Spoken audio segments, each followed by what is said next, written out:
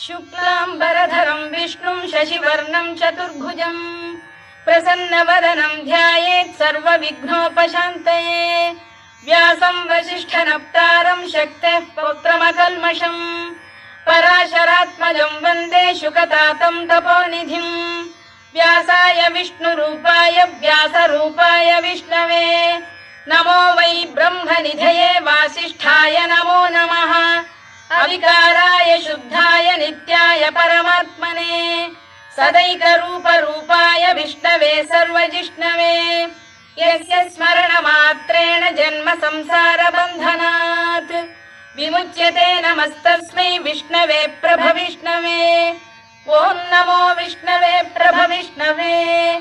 श्रीवैशम्पायन उवाच श्रुत्वा धर्मानशेषेण पावनानि च सर्वशः युधिष्ठिरः शान्तनवं